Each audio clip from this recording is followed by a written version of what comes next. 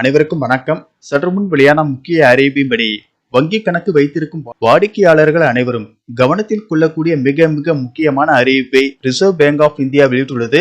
இதை பத்தி விரிவாக நம்ம வீடியோல பார்க்கிறோம். வீடியோவை ஸ்கிப் பண்ணாம பாருங்க. வீடியோக்குள்ள போறதுக்கு முன்னாடி இந்த வீடியோக்கு ஒரு லைக் பட்டனை பிரஸ் பண்ணிக்கோங்க. வாங்க வீடியோக்குள்ள போகலாம். வங்கி கணக்கு வைத்திருக்கும் வாடிக்கையாளர்கள் அனைவரும் கவனத்தில் கொள்ளக்கூடிய முக்கியமான அறிவிப்பு ஒன்று வெளியாகியுள்ளது. அதன்படி வங்கி வாடிக்கையாளர்கள் அனைவரும் பணம் எடுப்பதற்கு ஏடிஎம் கார்டு வைத்திருக்கிறார்கள்.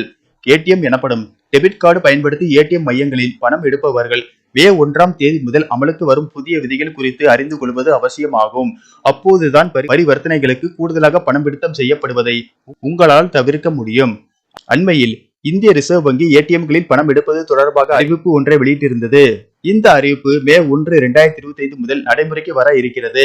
மே 1, 2025 முதல் ஏடிஎம்களில் இருந்து தொடர்ந்து பணம் எடுக்கும் போது அதிக பரிவர்த்தனை கட்டணம் செலுத்த வேண்டியிருக்கும். இலவச பரிவர்த்தனை வரம்பை மீறி பணம் எடுத்தால் கூடுதல் கட்டணம் வசூலிக்கப்படும் என்று ரிசர்வ் வங்கி அறிவித்துள்ளது. மே முதல் அமலுக்கு வரும் புதிய கட்டணங்கள். புதுப்பிக்கப்பட்ட விதிகளின் கீழ் வாடிக்கையாளர்கள் தங்கள் இலவச மாதாந்திர வரம்பை பயன்படுத்திய பிறகு ஒரு பரிவர்த்தனைக்கு ரூபாய் 23 செலுத்த வேண்டும். இந்த கட்டணம் தற்போது ரூபாய் 21 உள்ளது. மே 1 முதல் அமலுக்கு வரும் இந்த அதிகரிப்பால் பணம் எடுப்பதை பெரிதும் நம்பியுள்ள வாடிக்கையாளர்கள் பாதிக்கப்படுவார்கள். தற்போது பயனர்கள் தாங்கள் கணக்கு வைத்துள்ள வங்கி கணக்குகளில் மாதம் 5 பரிவர்த்தனை வரையில் கட்டணமின்றி ஏடிஎம் சேவையை பயன்படுத்த முடியும். இதே போல பயனர்கள் தங்களுக்கு கணக்கு இல்லாத மாற்று வங்கிகளின் ஏடிஎம் சேவையையும் இலவசமாக பயன்படுத்த முடியும். இந்த எண்ணிக்கை மெட்ரோ நகரங்களில் மாதத்துக்கு 3 பரிவர்த்தனையும், மெட்ரோ அல்லாத நகரங்களில் மாதத்துக்கு 5 பரிவர்த்தனை என உள்ளது. இதை பயனர்கள் எவ்வித கட்டணமும் செலுத்தாமல் பயன்படுத்த முடியும். இந்த எண்ணிக்கையை பயனர்கள் கடக்கும் போதுதான் பயனர்களிடம் இருந்து கட்டணம் வசூலிக்கப்படும். இந்த கட்டணம் தற்போது ரூபாய் 21 உள்ளது.